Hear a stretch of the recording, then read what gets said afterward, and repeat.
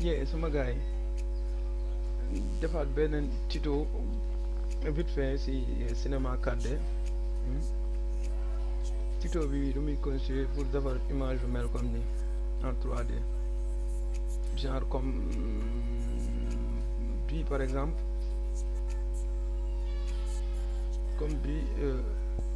boo jëlee ci kaw beneen bu njëkk bi bii comme ay verre yuy toj quoi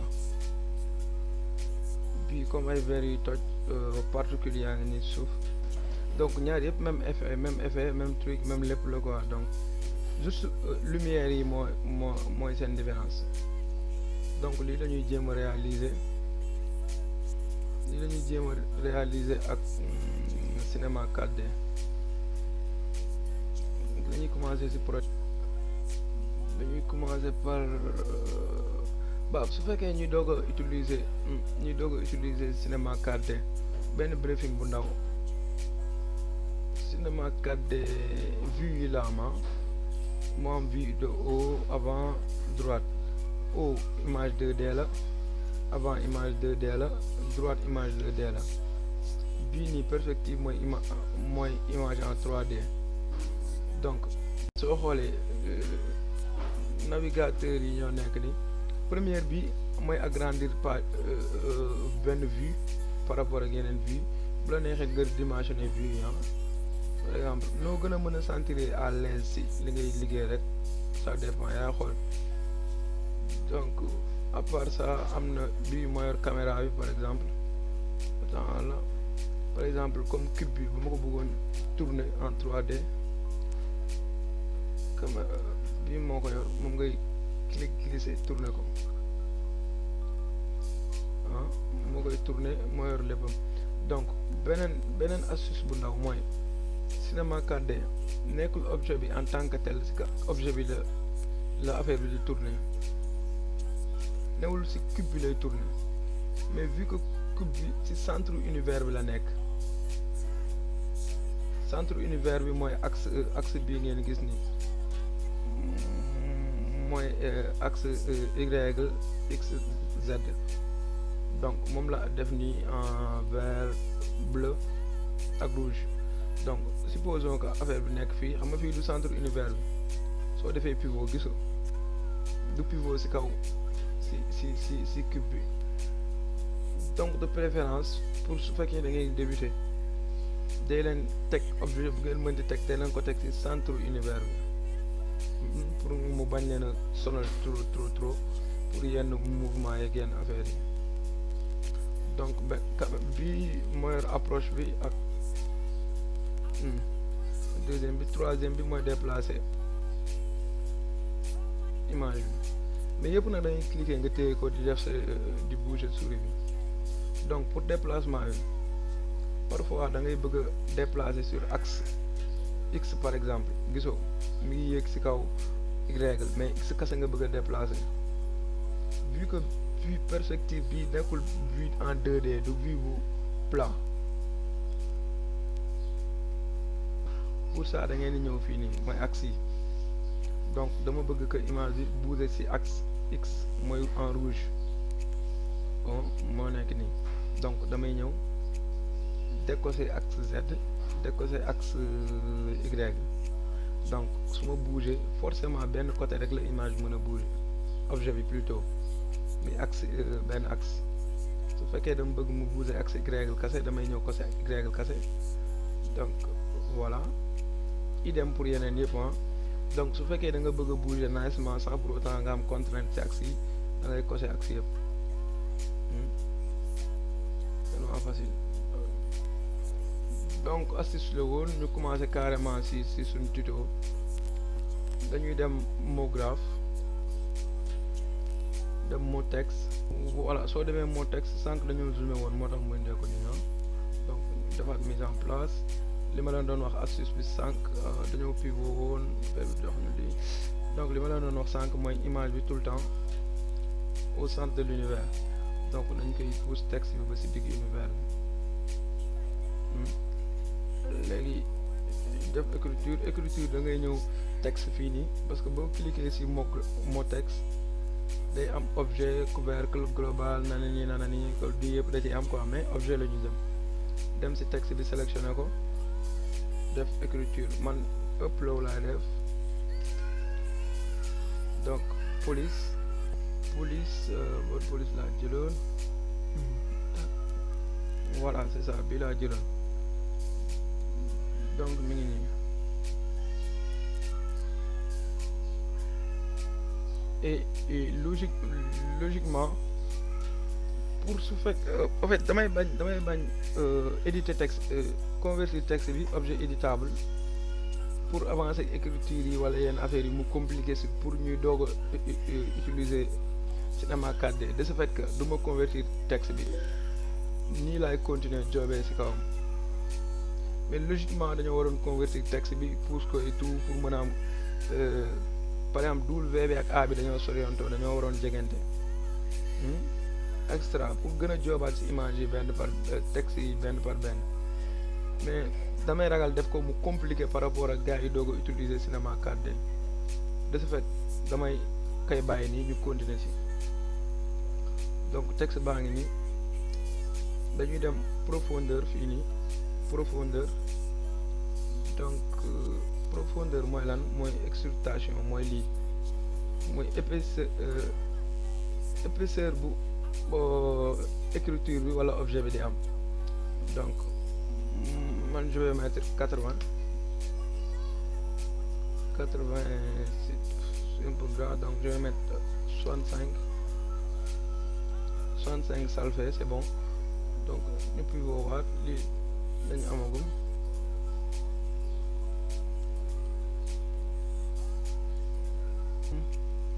donc c'est bon dañuy double cliquer ci texte bi pour renommer ko def upload j'ai l'habitude di renommer calque yi parce que parfois calque yi su bëree da ngay réer dootoo xamante ban calque nga nekk exactement donc voilà dañuy créer sol ak mur donc vu que pour débutants yi dañuy dem ci objet mooy carré bi fii dem plan bi moo nekk nii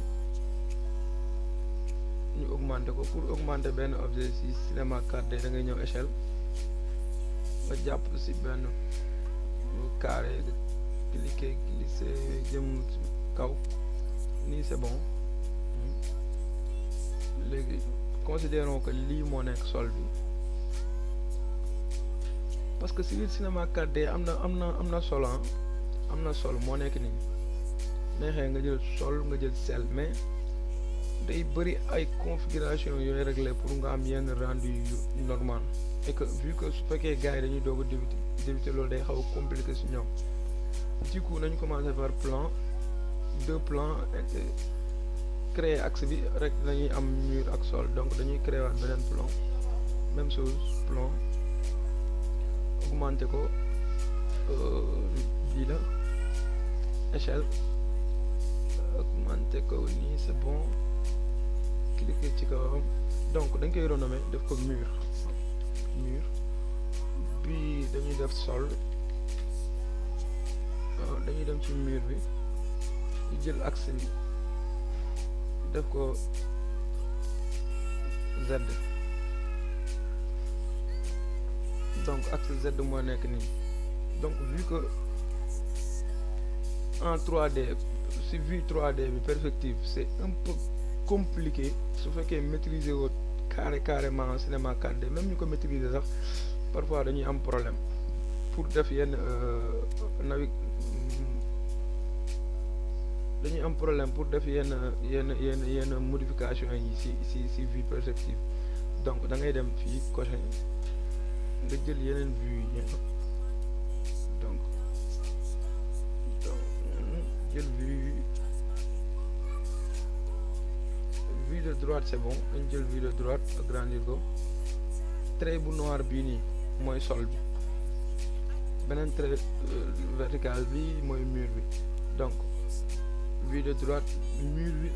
dafa nekk ci kanamu texte bi et dañoo bëgg mur bi nekk ci ginnaaw texte bi mais am tuuti espace pour après bu ñuy teg lumière ñu mën a am yenn ombrage yi ak yenn spectacularité yi. Donc dañuy dem ci outil déplacement bi déplacer mur bi mu jëm ci ginnaaw ñi sam pareekul. Donc même texte bi parfois xool texte bi day nekk en collision carrément, parfois texte bi day nekk en collision mais doo ko xam soo nekkee vue perspective bi da ngay ñëw ci vue nga zoomer le maximum nga teg sa objet nga xam ndax c'est bon ou pas. Que parfois vue perspective bi boo ci nekkee nekk ci mën nga ci nekk de vue mu jox la lu bien lu cool nga def pare def rendu affaire bi du roog sax li nga bëggoon def. Donc faut ngeen di naviguer ci vue yi quoi. Donc agrandir daal di tuuti.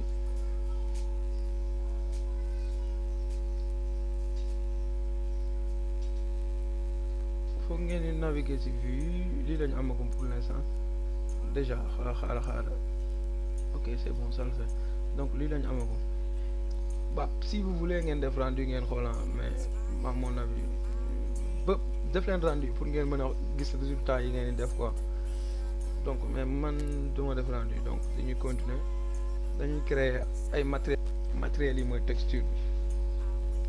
Donc texture fii lañ koy créer mooy fii dañuy créer texture. Donc da ngay ñëw nga double cliquer léegi créer na premier matériel mais matériel bi c'est par défaut donc dañuy ñëw modifier matériel bi pour am exactement lu ñu bëgg. Matériel bi par défaut la dañuy dem double cliquer ci biir matériel bi dañuy double cliquer mu indil ñu panneau bi. Donc panneau bi mooy modification matériel bi. Donc dañuy dem vu que vert la ñu bëgg a defar excuse donc dama fàtte def couvercle ci texte bi, je suis désolé. Wow. Donc dañuy dem couvercle dem début couvercle def couverture et biseau. Donc nii c'est bon gis nga mu formé woo. Donc étape dañ koy yokk 11 ans. Donc xoolal lu mu mel parce que lii mënoon nañ ci bañ a fekk mais vu que vert la ñu bëgg a defar et que vert yi en général seen côté yi du nekk côté bu pointu parce que affaire bi day am ay craquement donc mënul pointu comme noonu il faut que mu mel nii moo tax ñuy def couvercle bi. Voilà donc dañuy continuer ci matériel bi parce que lii dama ko maa ko fàtte woon. Donc matériel dañuy double cliquer ci matériel bi ñu dem couleur vu que li ñuy teg matériel bi yëpp objet yu carré la en plus vert la ñu bëgg représenter wala glace donc et que objet par vignette bi aperçu bi rond la parfois duñu mën a gis clarité yi fan lay pénétrer nan la lumière bi di ko absorber et tout donc foog ñu def ko cube. Dañuy def bouton droit ci kaw vignette bi nga def ko cube arrondi voilà gis nga donc c'est bien nii. Donc dañuy dem couleur blanc bi c'est bon intensité ñu jël 50 ça va être trop moitié 50 ça fait 15 moitié 50 non dañuy jël 25 non dañuy jël 20 la ñuy jël intensité 20 après ñu dem transparence en fait si outil bii nag parfois il faut ngeen def attention parce que boo ñëwee nga cliquer ci texte bi da lay indil option bi mais boo defee ay modification du ko jël il faut ngeen cliquer ci texte bi en même temps ngeen cocher pour mu mën a def modification bi. Donc dañuy ñëw transparence blanc c'est bon donc intensité transparence bi parce que 86 waaw 86 c'est bon en fait nañ jël 85 pour ñu am 85 bon pompe la exact nañ jël 95 ça me paraît cool quoi c'est bon donc réfraction dañuy jël 1,5 mooy réfraction pour normalement t'as vu ñu ngi commencé jël aspect vert bi donc réfraction Fresnel dañuy jël 50 c'est bon donc couleur blanc nañ ko bàyyi blanc puis sans c'est bon nañ continue donc dañuy dem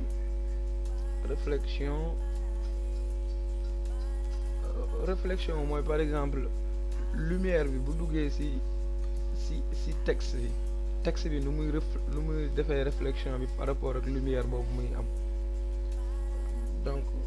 réflexion dañuy jël couleur blanc vu que verre wala glace day transparent réflexion bi dañuy wàññi intensité bi carrément genre 17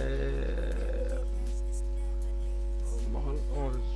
baax nañ jël 10 pour ñu am chiffre bu exact pour bu ngeen koy reprendre donc dañuy dem spécularité mooy presque je peux dire brillance bi quoi waaw noonu laa ko mën a expliquer mooy lumière bi bu ñëwee ci kaw objet bi bu recevoir lumière bi nan lay amee éclat nan lay leeree genre voilà c'est ça donc dañuy jël largeur bi mooy point bi li nu muy toll donc on va mettre 45 c'est trop 50 c'est trop bon nañ jël 50 hauteur nañ jël 60 hauteur 60 atténuation bi il faut que ñu am benn chiffre négatif pas positif sinon rek éclat bi ça risque de ne pas trop donner aspect vert donc dañ jël moins 10 hop c'est trop noir donc jël moins 6 ce que ça donne c'est bon moins 6 c'est bon donc pare nañ pour vert bi léegi dañuy créer waat beneen objet mooy pour représenter sol bi ñuy double cliquer waat ci kaw matériel bi donc dañuy ñëw couleur moom blanc c'est bon parce que sol en général sol réflexion mooy yor sol parce que dara bu tegoo ci sol bi nan nga bëgg mu mel ni affaire bi day reflété wu wala du reflété wu wala day mel ni luy disparaître wala presque sol réflexion moo ko yor réflexion bopp je peux dire moo yor sol bi donc réflexion dañu koy cocher dañuy jël ñaar lañu bëgg mu réflexion intensité 100% que c'est pas trop bon c'est trop nañ ko wàññi dañ ko def pourquoi pas 68 8 boobu dañ jël 68 net pour ñu am chiffre yi exact pour yéen quoi bu ngeen koy reprendre donc texture dañuy dem texture dégradé c'est un peu donc dañu jël Fresnel donc Fresnel dañuy jël disposition 12% pour voir ce que ça donne 12%. Voilà, c'est bon. 12%, minimum 50. Waaw fii c'est bon non attends dañuy double cliquer ci kaw dégradé bi nga ñëw dégradé fii nga def bouton droit nga def inverser non nañ ko bàyyi nu mel nii ça le fait donc dañuy pare fii ñu dem ci spécularité qu'est-ce qu'on peut faire avec moom spécularité nañ ko bàyyi nii juste que voilà da ngay wàññi atténuation bi da nga koy def 3 hauteur nga def ko pour am chiffre exact 5 largeur nga def ko vu que plat la jarul muy am yenn spécularité yi day plat donc largeur bi dañuy def faut que ça 70 c'est bon 0 0 donc spécularité bi dañuy jël largeur 70 hauteur 5 atténuation 3 largeur interne 0 donc c'est bon am nañ sol koy renommé am nañ sol am vitre léegi dañuy jël vitre bi glisser ko ci texte bi en fait fii Cinema 4D daf fi xaw a niroo comme Photoshop parce que da ngay gis calque yi dañ koy ranger comme nii comme Photoshop donc da ngay ñëw ci partie calque su fekkoon Photoshop nga glisser ko ci kaw texte bi voilà donc c'est bon texture bi ñëw na pour texte bi donc dañuy jël texture sol bi dañuy ñëw ba ci sol lii moo doon tax man pour ñu renommer calque yi parce que boo ko renommé wul parfois su defoon plan 1 plan 2 parfois da ngay réer doo xam bu ci sol ak mur donc dañuy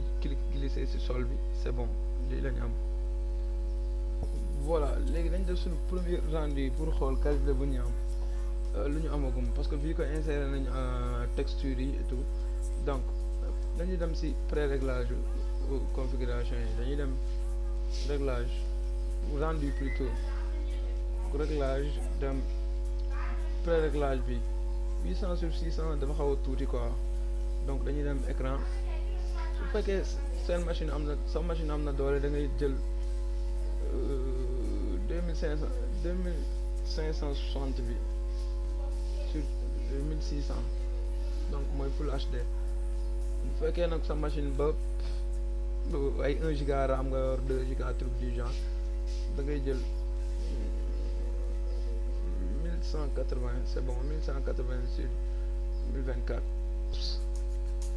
oui c'est important quoi donc résolution 72 dafa xaw a faible quoi donc même pour bu ngeen liggéey Photoshop lu mu si mënti doon pour ngeen am qualité image bu baax il faut que résolution bi di yéeg ba 300 donc vu que 3D la te logiciel bi dafa am doole ak logiciel lu capture bu may utiliser moo tax ma def résolution 100 mais d'habitude résolution 300 la utiliser par PPI quoi donc voilà c'est bon ñu ferme donc ñu def suñu premier rendu pour def rendu premier bouton bi ngay cliquer commencer def rendu donc benn astuce en plus pour rendu yi pour yéexaay bi temps bu muy durer ça dépend si RAM bi nga yor ak carte graphique bi donc am na ay configuration yi def si Cinema 4D comme After Effects bu fekkee sa GPU sa carte graphique dafa am doole sa RAM amul doole da ngay def rendu GPU donc mooy rendu bi mooy permettre que doole bu machine bi di utiliser pour def calcul bi da koy jëlee ci carte graphique bi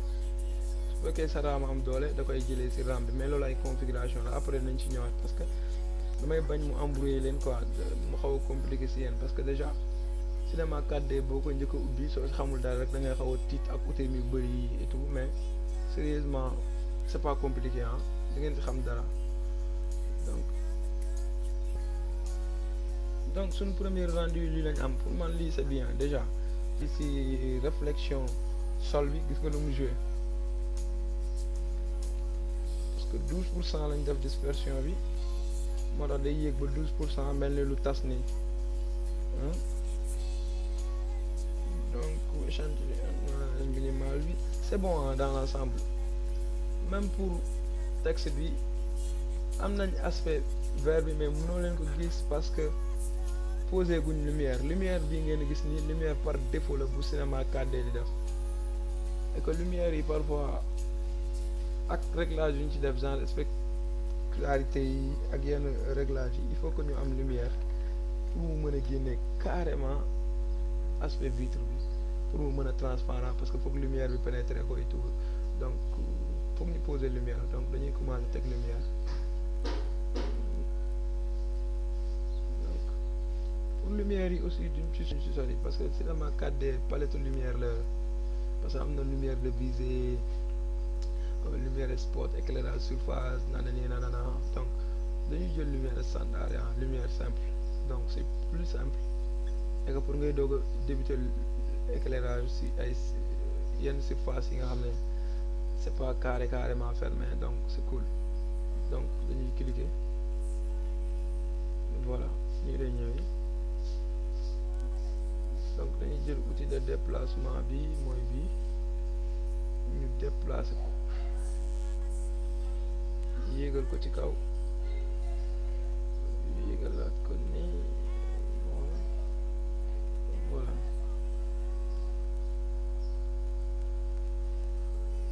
nii c'est bon donc mais boo xoolee nii sans rendu da ngay constater que ne lumière bi dafa xaw a centré wu côté bi parce que doole lumière bi fii lay am donc on est obligé de jël beneen lumière def ko opposé pour mu éclairer beneen partie bi pour ñaari partie yëpp ñu mën a am même intensité de lumière donc dañuy demaat cliquer waat lumière même procédé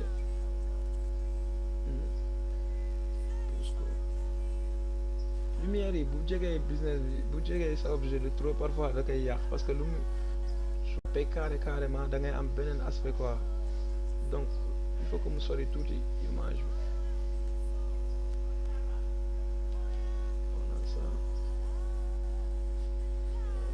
voilà am na ñaari lumière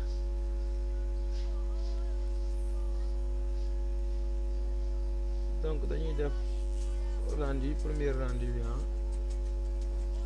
rendu visuel bi su la neexee raccourci mooy contrôle R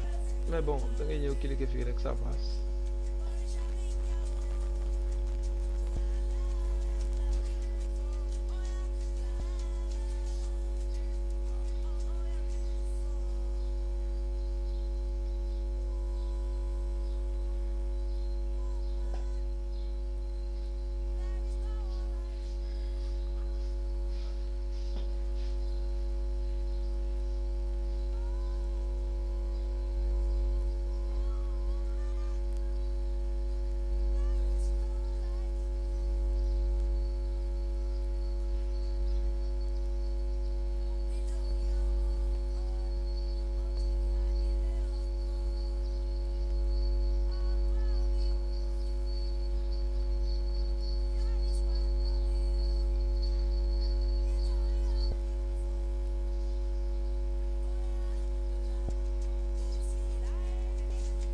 voilà donc est-ce que gis nga sànq avant lumière yi ak lumière yi ba mu ñëwee lu mu joxe donc lumière c'est très important si cinéma 4D moom ak sa texture donc gis nga te sànq et puis c'était pas transparent comme nii donc nii ñu ngi am benn aspect vert nii ça passe c'est cool ci effet yi donc pour effet yi dañuy dupliquer calque texte bi bopp c'est du pareil vraiment calque texte bi donc da ngay def contrôle J astafurlah punaise Photoshop la ñuy dupliquer contrôle J damay juwaale donc pour fii da ngay def contrôle C contrôle V donc déplacer ko fii def na upload 1 léegi bii soit bii la ñuy def mu nekk particules yu daan suuf quoi mel ni verre yu toj donc moom moo nekk nii dañuy amaat dañ koy dupliquer waat dañuy defaat contrôle C contrôle V donc am nañ 3 yi c'est bon donc bi suuf dañuy jël bi suuf def ko mu nekk particulier parce que bu ñu defee bi suuf particulier dinañ am aspect genre comme si biir verre yi ci biir verre bi ci biir vitre yi dafa am ay tojit ci biir quoi mais pas ci biti rek donc dañuy dem ci modificateur bi ñu jël fragmentation beneen astuce aussi pour ñuy doog a commencer utiliser cinéma 4D am si tuuti notion en fait objet NURBS yi mooy yii déformateur yi donc moom pour mu fonctionner il faut que mu nekk parent ak objet bu muy déformer donc parent ça veut dire objet bi ngay jël nga glisser ko ci suufam gis nga muy doog a ñëw donc mooy nurse yi donc pour déformateur yi mooy yóbbu nurse yi en fait lépp loo gis mu verte am couleur verte yi pour mu objet il faut pour mu marcher ay booléen ay connecté yépp pour mu marcher lépp lu am couleur verte il faut mu nekk parent ak objet bu muy déformer donc lépp lu nekk bleu mooy déformateur yi am na yeneen aussi ci MoGraph comme PolyFX bi am na yeneen quoi su la neexee nga télécharger yeneen nga insérer ko mais lépp lu nekk bleu pour mu mën a déformer objet il faut que mu nekk enfant ak objet pas parent enfant donc mooy différence bleu ak vert bi donc voilà def ko enfant ci premier texte bi pour mu nekk enfant aussi da ngay jël objet bi nga glisser ko ci texte bi wala li nga bëgg mu déformer ko ba mu affiché benn flèche bu wàcc ci suuf pas bu nekk à côté nii non c'est pas bon mais ci wàcc ci suuf mooy nekk enfant donc excuse wàcc ci suuf nii c'est bon nekk na enfant donc bu ñu cliquer ci fragmentation dem ci intensité bi donc commencer yokk intensité bi yokk donc di ngeen gis effet yi ni muy def nii commencer jouer effet yi aussi c'est animable hein mën nga ko animer dans le temps donc même chose que After Effects da ngay jël lii nga jël cocher commencer loo def da koy commencer animer mais vu que ça loolu intéressé wuñ actuellement ci tuto bi donc objet 3D simple la ñuy defar donc voilà dañuy yokk bu mu craquer carrément ci suuf carrément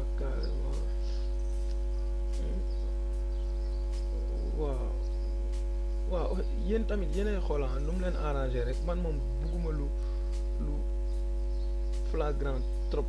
parce que texte bi du détérioré wu carrément bay toj sinon dañuy am particules yu bëri mais vu que texte bi day mel ni luy waaj a toj donc jarul ñuy def fii ay particules yu bëri te texte bi tojul donc graphiquement du joxe lu bëri il faut que suy mel ni luy waaj toj verre bu toj tuuti da ngay gis ci suuf du bëri ay particules yu bëri mais bu tojee carrément da ngay gis particules yu bëri donc il faut que ñuy jouer ci réalité bi par exemple pour ñu am aspect bu nice quoi donc nii c'est bon donc amagum nañ texte bi ci suuf donc dañuy craquer waat bi même chose dañuy demaat déformateur fragmentation def ko envoyer ci deuxième objet bi def ko mais vu que mooy texte bi fu muy commencer toj bii duñ ko def intensité bu soxor noonu genre ay dañuy jël ay genre ba mu commencer mel ni lu yàqu nii c'est bon donc vitesse de rotation on va prendre 45 on va mettre 45 c'est bon ñu jël deuxième bi même chose déformateur fragmentation texte bi ci kaw bi on avait 46 intensité vitesse de rotation 45 bi ci kaw 6 dañuy jël moins que 6 on va prendre 2 ça passe donc dañ defaat rendu xool la la ñu am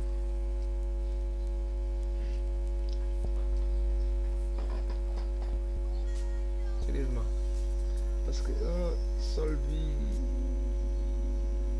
joxe